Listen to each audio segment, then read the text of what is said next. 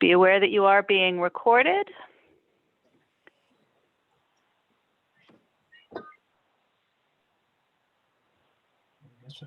All right.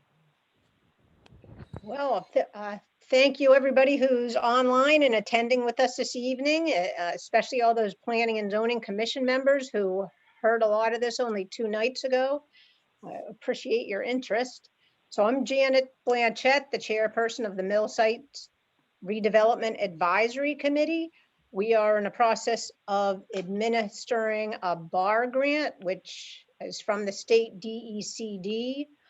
That stands for Brownfield Area Wide Redevelopment Grant. And what we used some of the grant funding to hire a consultant, Freeman Companies, to design sidewalk replacements all along Riverside Drive or Route 12, right in the North Grosvenordale section of town. The project limits, well, it's about 7,400 feet, so about 1.5 miles. And you can see this aerial map that is on the shared screen. So at the top, on the top sheet, you can see the northern limit of the project, which is the intersection with Rawson Ave. And then it continues almost 1.5 miles south to the intersection with Route 200 and the old site of the old Belding Mill. Basically the limits of the sidewalk are shown in orange there. There's already on most of that section an existing sidewalk, but it's in very bad condition. It's cracked, it's uneven, it's not ADA accessible. There's sections where it's discontinuous, for example, right across the town hall where it stops either side of the parking lot. So what's proposed is a brand new 6-foot wide concrete sidewalk with granite curbs along Route 12. Wherever there's enough right-of-way width, the grass strip is proposed between, the traffic lane and the sidewalk. That always makes pedestrians, feel more comfortable when you have a little strip of grass before you get all those vehicles flying by. So we have plans to share with you and photos this evening. We in the Mill Sites Redevelopment Advisory Committee are really excited about this project because not only is it in design, but we also received the construction funding, $2.1 million from the Connecticut Department of Transportation as part of their lot SIP grant program. So it's going to make a huge impact in the functionality of the pedestrian access. Tira is actually much more eloquent than I am of describing that for you. And I also do want to mention that Steve Lewis is part of our presentation team this evening. Steve's the vice chairperson of the Mill Sites Redevelopment Advisory Committee, and Tira, our town planner, director of planning and development, is like our staff, the lead person on the staff at the town who's more or less a part of the committee. So what was it? Let's see. Do you want to just go over the aerials in more detail, or? We sure can. I can go back to the first aerial if you like. I'm looking at. Oops. Because I'm hosting, when people come into the window, it takes me away from the PowerPoint. But you guys all still have that, right? Yes. Yep. Okay, good. So that's there's your first slide from the aerial. Okay. I guess one of the other interesting things to point out is the red lines that go across Riverside Drive. Those are new decorative crosswalks. And further on in this presentation, we'll show you pictures of the surface treatment. It's going to be textural and visual. So it will, alert people that pedestrians are there. And we'll look, there's 2 areas on the length of this project that are going to have like extra landscape treatment designed by a landscape architect at Freeman Companies. And actually, both of them are shown on this first sheet of the aerial, because the Rawson Drive intersection will be completely realigned and reconfigured to make it safer for both pedestrians and vehicles. And we have a blow up map of that we'll go over later. And then at the bottom sheet where it says Town Hall and Post Office, that nice grass strip in there, well, that will be more landscaped with some street trees, and also what's proposed is a 5-foot by 10-foot bus shelter for the Northeast Transit District bus. It'll be a bus stop, because that bus route, comes and swings inside the town hall parking lot and picks up local people there. What's next do you have? So that's the second page of the aerial, which looks like it is. Oh, that must be in front of the. Oh, that's the Dollar General. Yes, and the top sheet is in front of the school, and that sidewalk right there is really narrow and really bad condition. So this will be a lot safer in that vicinity to help kids get back and forth to school. Near that intersection at Main Street, there's going to be a decorative crosswalk with one of those flashing pedestrian signals, and we have a copy of that later on in the presentation. It's the kind that you walk up and you press a button and that activates it. It's solar powered so that you can stop the cars. So that obviously is really key, because that's the major crosswalk to the school. Okay, I guess we can move on past the aerials if you're not busy letting people in. No, it doesn't look like anybody is waiting. Okay, so this is a blow up of the treatment in front of the town hall and the town hall parking lot, and you can just see in more detail where the bus stop will be right off the sidewalk. Then there'll be a little sidewalk through to the parking lot, and in between the sidewalk and the parking lot will be landscaped with a lot of native species, mostly perennials and shrubs, and there'll be a couple street trees added. You can see the big circles. Excuse me, Janet. Tara, I wonder if you could zoom in on that section. We could look at each driveway separately, a little larger. I'm not sure if I can in this mode. Let me try it. Oh, I can go back to the deck, and I think I can do it from here. We're going to find out real fast. Okay, it'll just be a little easier. Yeah. And while Tira's doing that, can I pose questions during this? I didn't want to. Sure. I didn't want to impose.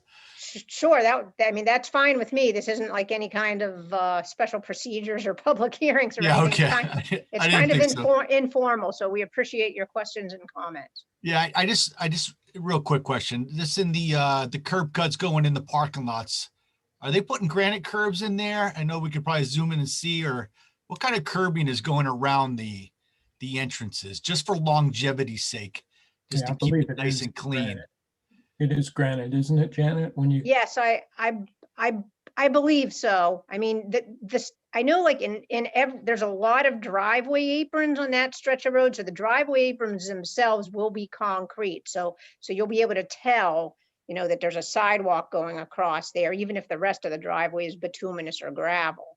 Yeah. So the return radius is there, I know for sure, are granite. Now these are a lot wider at the town hall. Yeah. Okay, that's really good. I just want to make sure those are granite, and because the concrete ones would probably chip and crack over the years. But I just wanted to ask that question. Thanks. Yeah, and bituminous doesn't last at all, so granite's much better. It doesn't appear that I can zoom in any tighter. Okay, using PowerPoint. So okay.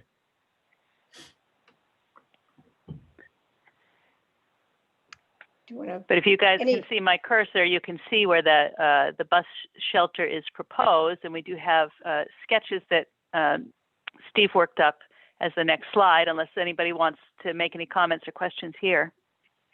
So While you're there, Tara, let's just talk about that, so that the new trees, there's 3 new trees along that driveway because the grass really widens out there. And the bus shelter is in the left-hand portion where Tara pointed to, right near where the post box. We're not losing the post office box. We understand it's a very popular post office box, so that will remain. And the whole area is receiving much more landscaping on both sides of the driveway, not just the bus stop side. The bus stop is along the driveway, if you can see where she was pointing her cursor before. And there's a little sidewalk link that takes you to the asphalt pavement where the bus will pull up. But let's go to the drawing, the sketch. Okay, this was just something that the committee kind of brainstormed and put together. We have a line item in the budget for bus shelter. And after a lot of discussion, we decided to keep it on the simple side, to keep the cost down, and just for simplicity's sake. So it's hemmed, it's closed in with glass on 3 sides in these New England winters. So the back side facing Riverside Drive is glass, and then each end, the north and south end, is a glass panel, as you can see.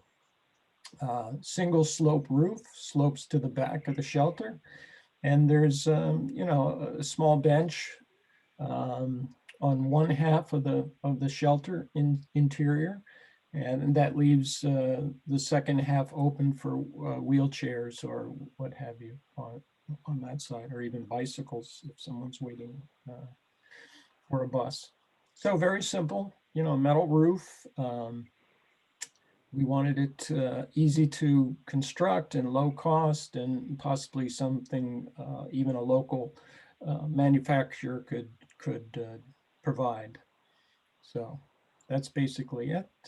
And again, the open side faces the driveway where the bus would pull up.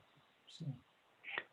And just to expand on that, we are in fact requesting estimates from a local manufacturer, from Liberty Glass and Metal, spaced right here in Thompson, and we have not received those back yet, I don't believe.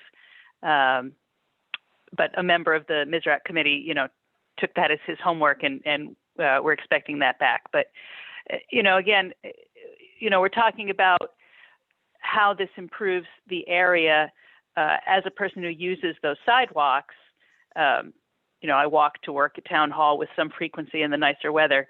They are essentially non-functional right now. If you have any kind of mobility issues, they are cracked, they are uneven, they are too narrow. If you use that NECOG shuttle, it will make requested stops.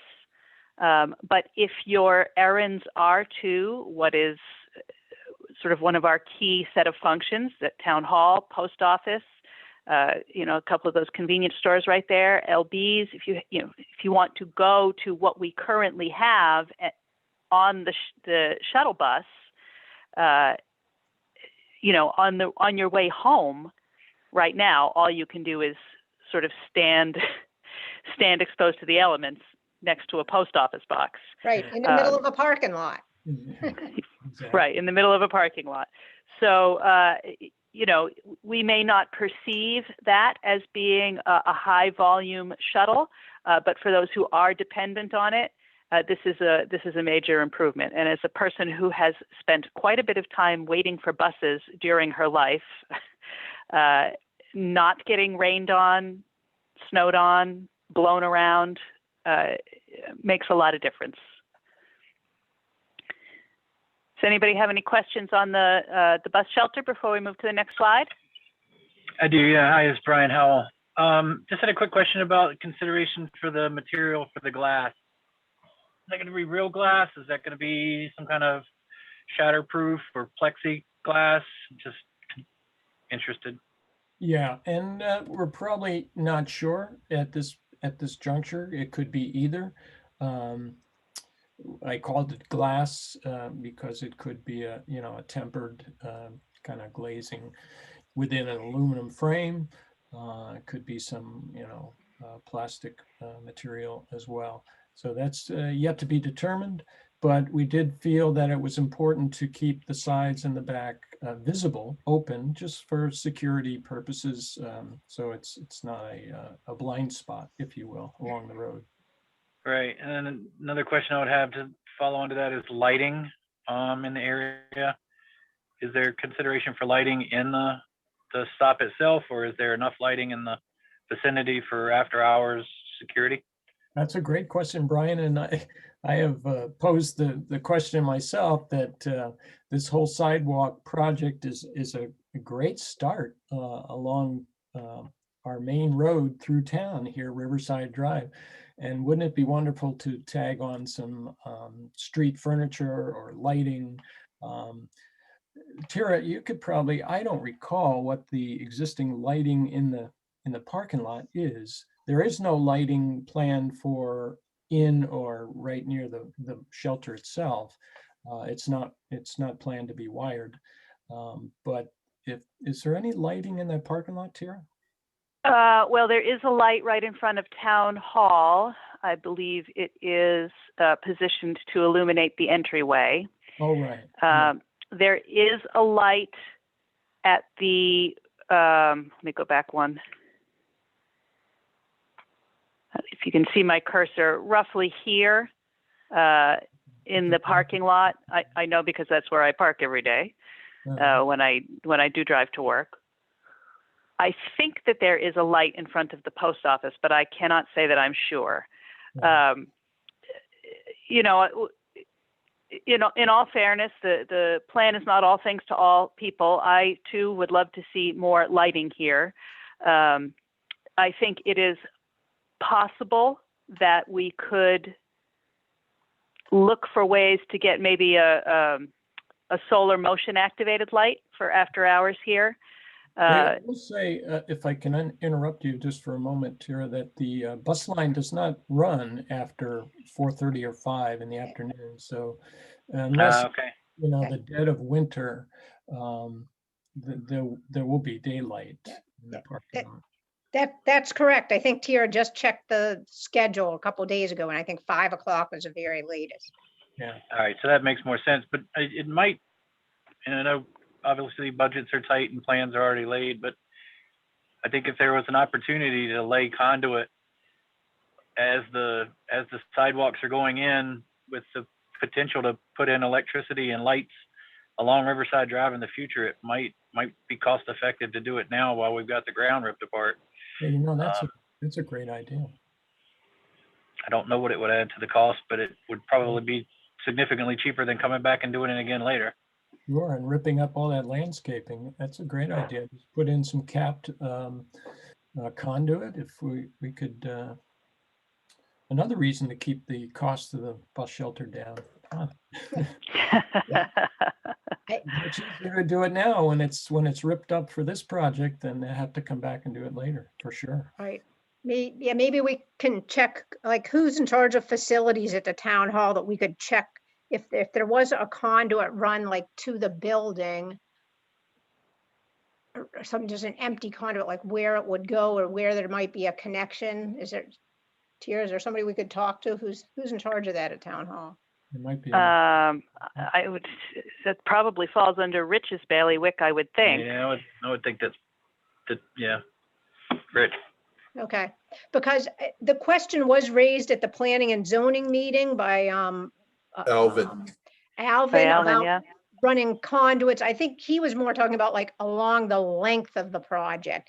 And our consultant did say, we don't have the budget for that, but this is different. This is what's this, 60 feet of conduit or something, because even if the light wasn't all the way at the bus shelter, even if it was on the right-hand side of the entrance, so it wouldn't need another curb yeah, cut or something. I was more referencing doing the entire project in conduit, even if you don't do lighting now, rather like to the point of not having to come back and tear up the landscaping in the future if we wanted to add it from. Yeah. Well, that's a good point. Your Janet, Ms. Blunt, Janet, Yep, the conduit, like Alvin said, you gotta look at what this gentleman was saying about putting conduit in while you're doing a sidewalk. Yes, it would be beneficial to do it now, it would be cheaper, but you also gotta figure out the cost, not just the cost of the conduit going in. You also have to figure out or have it engineered where you're gonna wanna put the lighting. Are they gonna put it every 60 feet or 100 Right. feet? So that's gonna require special basins for the, when you decide to put up a pole to put the lighting on. So, you gotta include that part of the construction. So that's something you might have to talk to the engineer that did this. What would the extra cost be with all of that put in? I would just stick with in front of the town hall. And if you're gonna put in 100 feet, you're better off. So at least you got some good lighting in that section of the town hall and the post office, in that the school exit, where it comes down off the hill. That would be a good consideration in my that's opinion. that's a great idea, because our consulting engineer kind of already made the statement on Monday night that there's not Yes. room in the budget for 7,400 feet of conduit. Correct. Yeah. Right, okay. And there is, the illumination probably, well, Tira would probably know this more than I do, but I mean, there is utility poles along that Route 12. So, there's lights, there's CLNP lights up there. So, I think there's one right about where Main Street comes in, where the crossing guard stands. I think that's one of the last poles right Okay. there. Then I Okay. think it crosses over across, I believe, I could be wrong, but it doesn't go down in front of the school, the town hall, any poles Okay. or anything.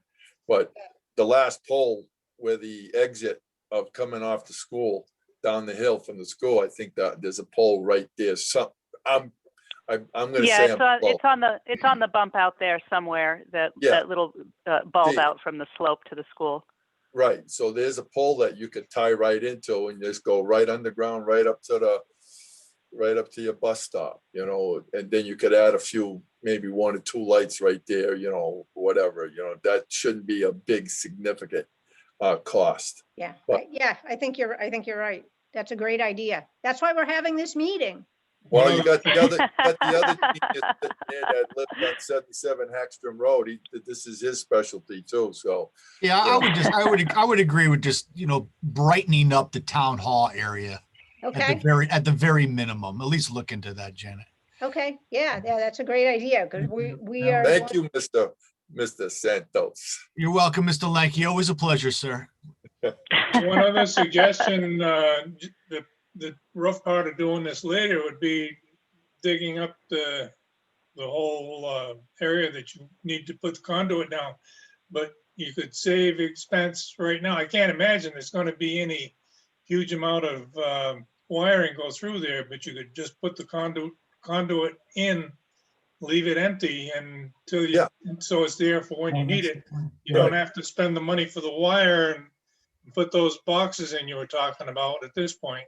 Right, Just cap it for now. yeah, and just make sure we don't have to tear up new sidewalk, Well, That's what I'm saying.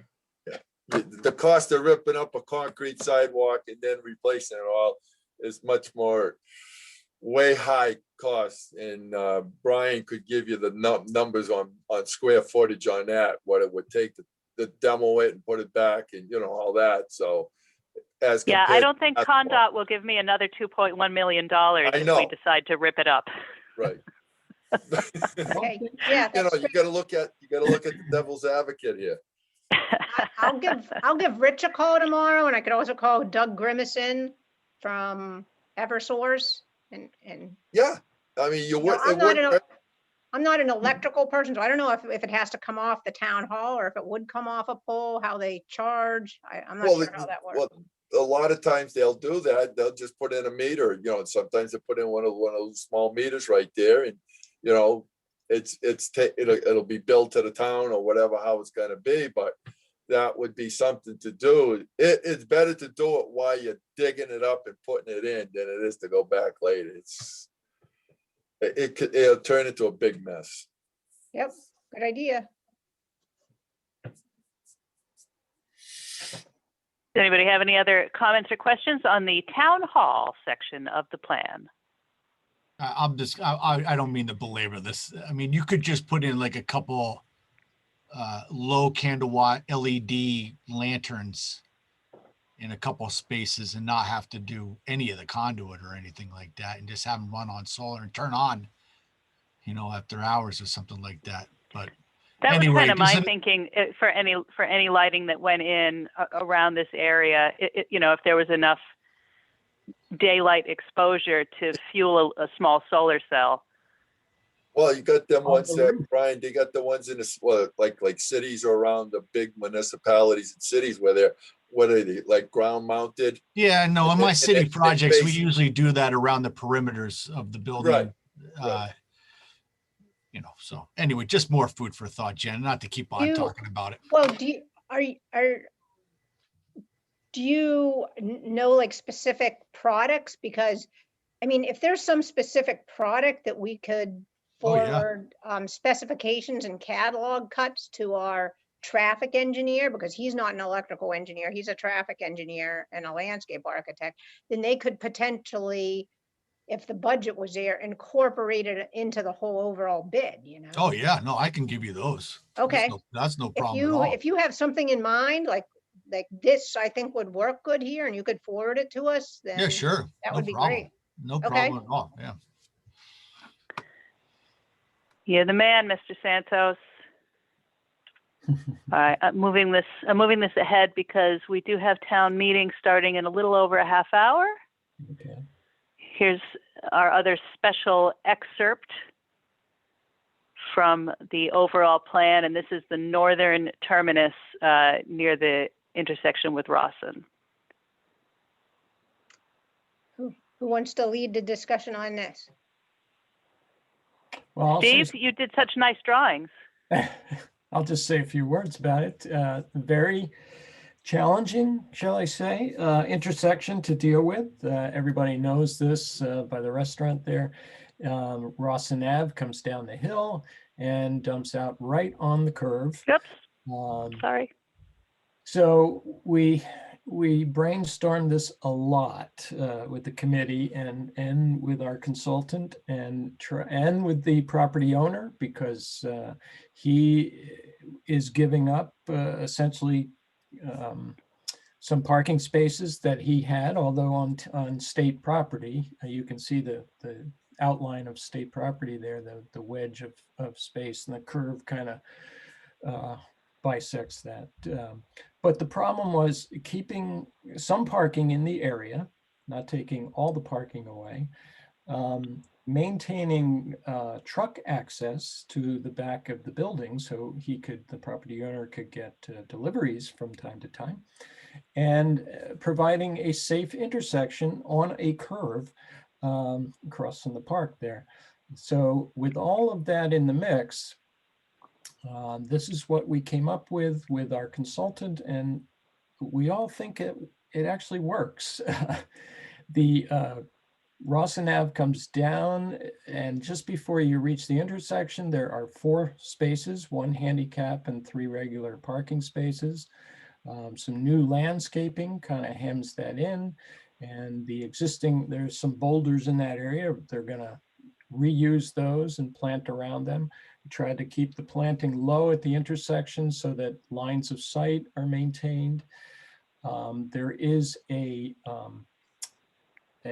island that you can see that delineates the driveway to the back of the restaurant to additional parking and delivery in the restaurant. But we had to make sure that this island was a mountable curb so that a truck could, heading north on Route 12, could actually stop and back into the back of the restaurant there and go up and over that curve. It's only a 2-inch curb. You've probably seen these around rotaries. There's one in Chepachet that is a planted island in the center, but then the larger radius of the island is mountable. So if a truck needs more turning diameter, they have it. They can just ride up on the curb. The sidewalk is linked with a special walkway, a stamped concrete, look like a brick pattern. So it will, even though this is a rather large mouth of paving, we tried to keep it delineated with the crosswalk and with the island so that it just didn't look like a sea of paving. And that all leads to the upper portion, which is not labeled as outdoor dining. It's more of a public park. But if the owner puts some tables in there in nice weather, I think that would be just fine. We didn't want to label it. Obviously, we can't give him outdoor dining on state property, but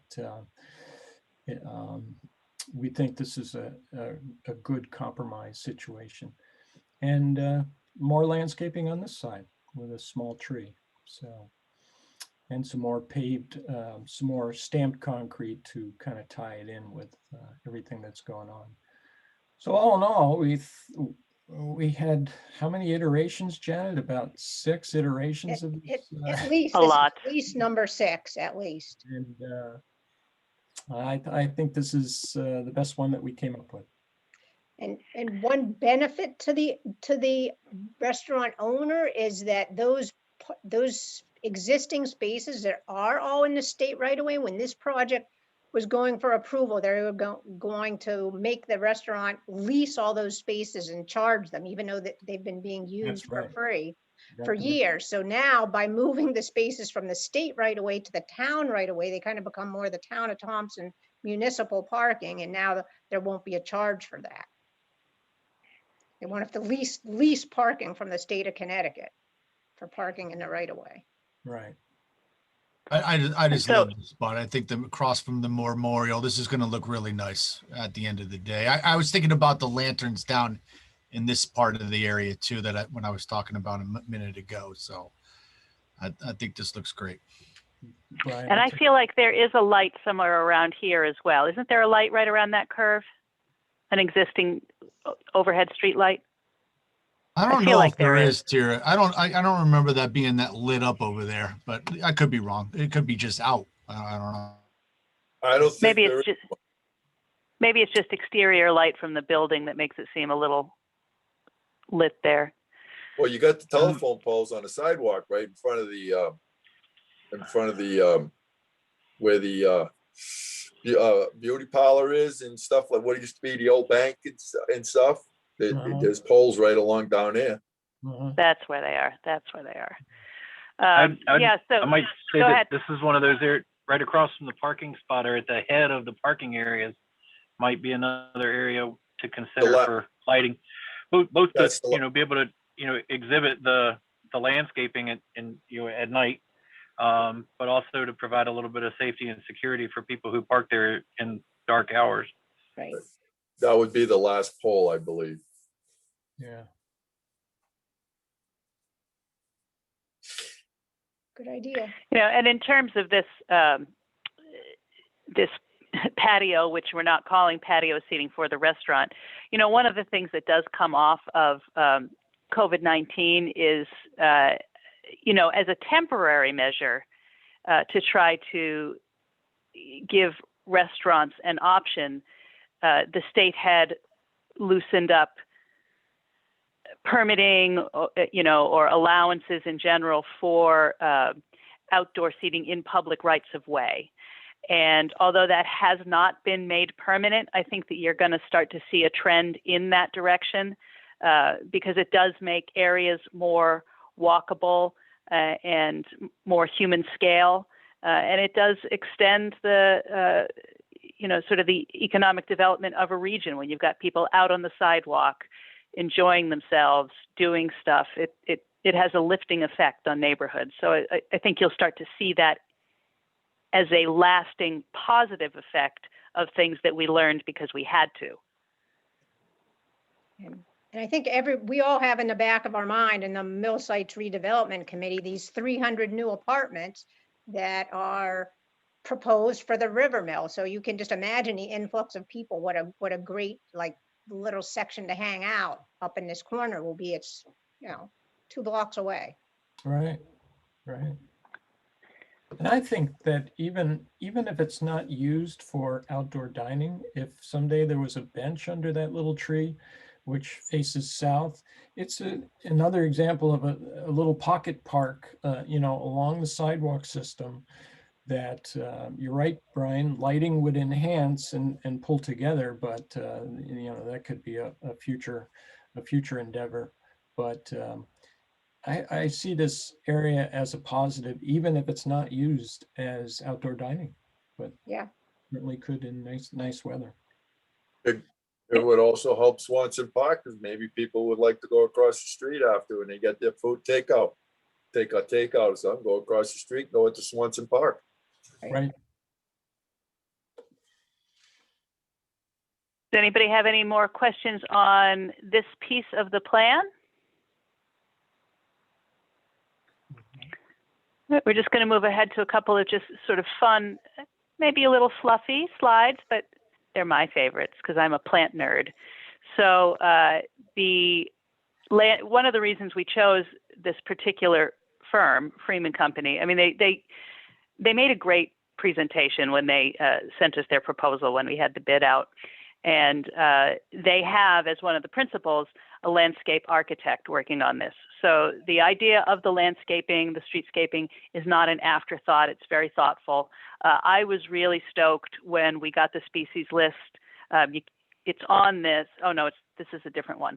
On another view of that, it's on that and on the town hall section.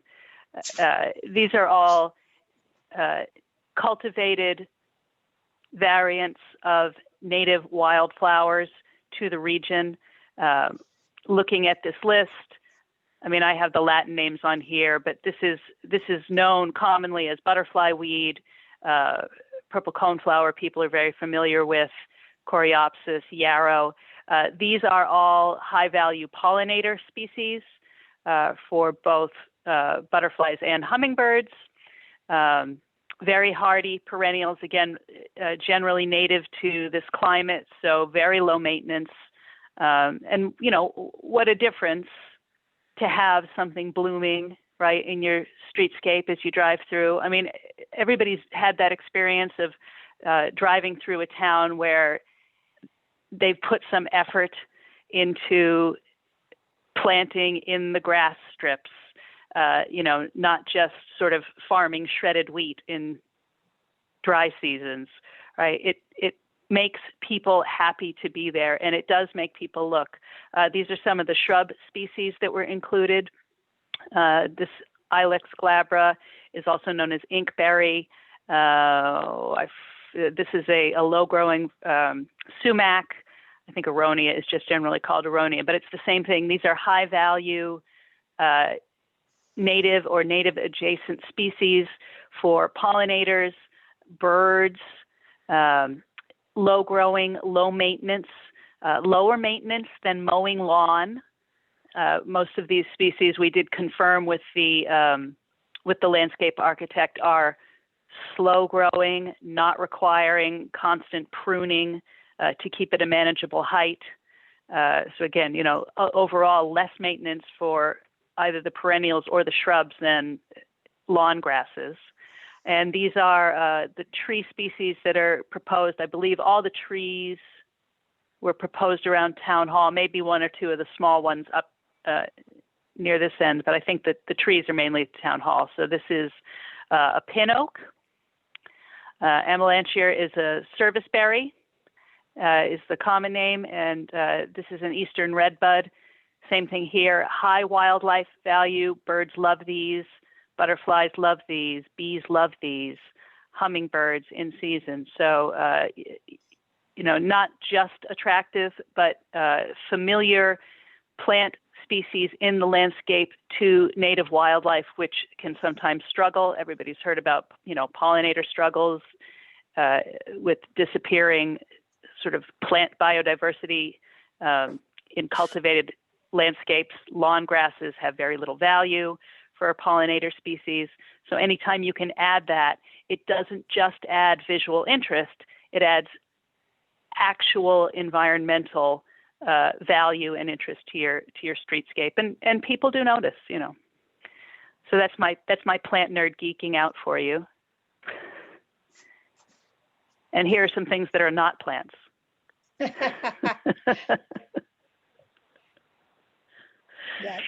Yeah.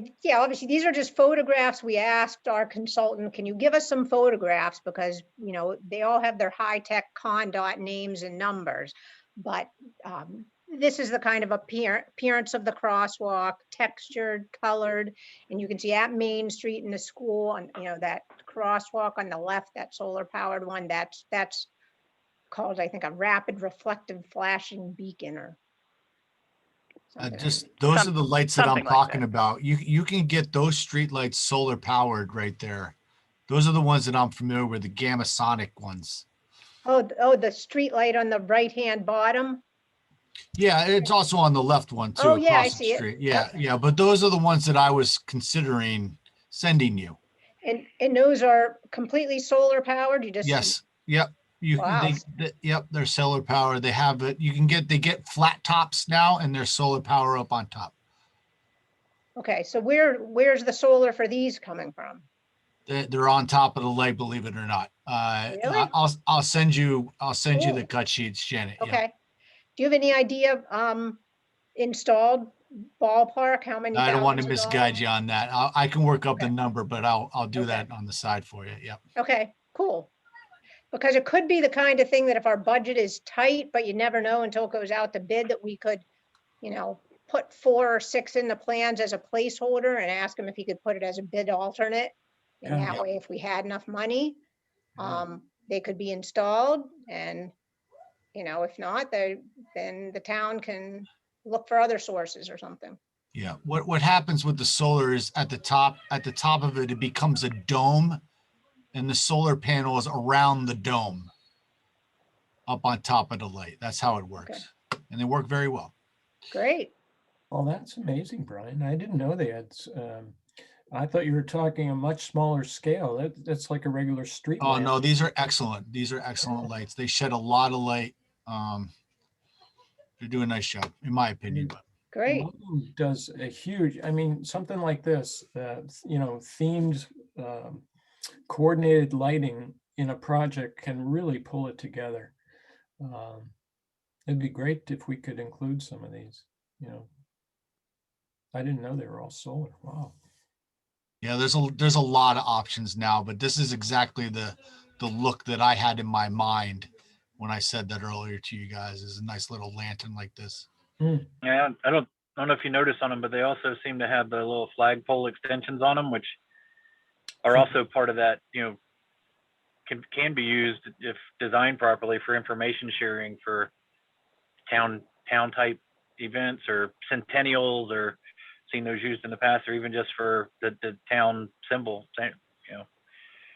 Well, your new logo, Tara. There you go. Well, There you go. I didn't get that grant for this year, but my feedback on it was pretty positive. He more or less said, just send it in next year. So, we won't get signs this year, but fingers crossed we can get them, next year, maybe the year after.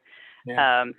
So yeah, to have an option like that would be fantastic if we can find a way to shoehorn it in somewhere.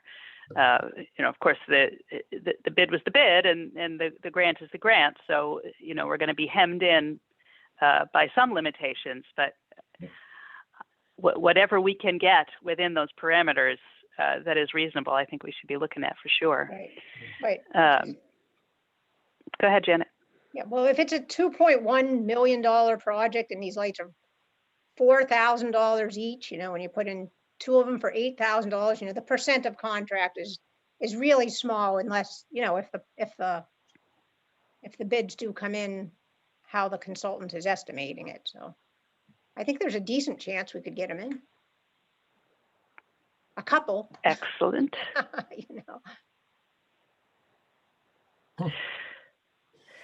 So that is the end of our visual presentation. So if anybody has any other questions, I certainly want to be mindful of time. We've got about 15 minutes, just exactly 15 minutes until town meeting starts. And certainly, I would like everybody to do some thinking. Whenever these projects come up, especially the ones that are centered around downtown and North Grosvenor-Dale, because that was the historic commercial center. It's an area that needs a big lift. And there are a lot of things that are currently underway, being proposed, being planned, that working together in the long view can have that kind of economic and community development effect. But none of those things will happen in a vacuum, right? They need support. They need people to talk about them to their neighbors. This project is funded, but sometimes projects will need funding. And if you can envision how they all fit together and how they will, serve to bring people here to live in that mill building, maybe to, as the area visually improves, locate a business along this stretch. There are parcels that are not developed that could be developed even right along there. We don't see them because we're used to driving by every day, but there are places that could host new businesses if it is an appealing place to go, right? So it's very important when these ideas come up to think about them in context of, where do we want to be 2 years from now, 5 years from now, 10 years from now? How do we want to treat our own residents? A sidewalk project is super valuable to people who are limited in their car access. The North Grosvenor-Dale neighborhood is our lowest income neighborhood. It's got just outside North Grosvenor-Dale, of course, is the senior housing area. You might have people who have less access to cars there. If we can connect down in that other direction over time, that has a positive effect on people's lives in lots and lots of ways. Visually, culturally, making them less car dependent, giving them more access to the public services at the town hall, the library, the post office, the bank. So always remember that there are cascading effects, and they can be positive or they can be negative. And to sort of embrace the ones that are positive is just super, super important. And I'll get off my soapbox now. Just got one question, Terry. Where does this fall in line from a schedule perspective of our wayfinding program? I think it'd be nice to have the wayfinding up with this concrete sidewalk being completed, but I don't know how realistic that is. Well, I think it's not going to be for this year. That was the grant that I had applied for that I did not get. I was notified at the end of January, and I had very, very high hopes for that one. Because it was building off of another grant award from that same program a few years ago, which is always sort of a positive way to approach stuff. That is a very well put together application. The feedback on it was exceedingly positive from the program administrator. It's just a super competitive program. They get a lot of applications, and ours just didn't make the cut. But I'm reasonably confident that we'll get a hit on it. Yeah, I think we're now utilizing this as well, just to kind of say, look what we're doing here. Come on, let's go here with the wayfinding. Okay, very good, thanks. Yeah, one will feed off the other, no matter what order they happen in, right? If the signs had gone in first and then we were doing sidewalks, pictures of the signs would support the grant for the sidewalks. In this case, the sidewalks are going in first. Yep. So that supports the other. Yep, agreed. And that's one thing I guess we haven't mentioned. I think I mentioned it Monday night, that we do hope that this will be built, this summer 2021 is the projected construction. That is the plan. And another little grant award that it recently received that I submitted on behalf of the school was to initiate what they call a walking school bus program. The superintendent has previous experience implementing that in her prior district. And she has wanted to do it in Thompson for a while. So we are going to have safe, walkable sidewalks that lead into the school now. So that will be a great sort of human interest little project. It's going to start, the planning's going to start in October, and then in May of 22 now they'll have an entire month where the kids in the North Grovendale neighborhood are encouraged to walk on these chaperoned foot routes. So it's a walking school bus with security staff along. So that's going to be, again, a nice way to show off that, yes, you can walk. You can walk in your neighborhood. Even kids can do it. Right, and I bet you some of those kids can walk home in 10 minutes, and if they get in a bus, it takes an hour Probably so. because of the way the routes are. Yeah. Does All anybody right, have any other well- questions or comments in these last few minutes? I want everybody to be able to log into town meeting. I'm all set. I just want to say thank you, everyone. This really looks nice, and you've done a lot of hard work, and it's visible. Thank you, Brian. Congrats. All ears. Going once, going twice. Thanks for coming. Have a lovely evening, everyone. And we Thank will you. post this, since I did record it, I'll post it on the MISRAC page on the town's website if you're looking for it. And it'll eventually go on the town's YouTube channel as well. Okay, great. Thanks. Have a good night. Thanks. Good night. Good night. Bye.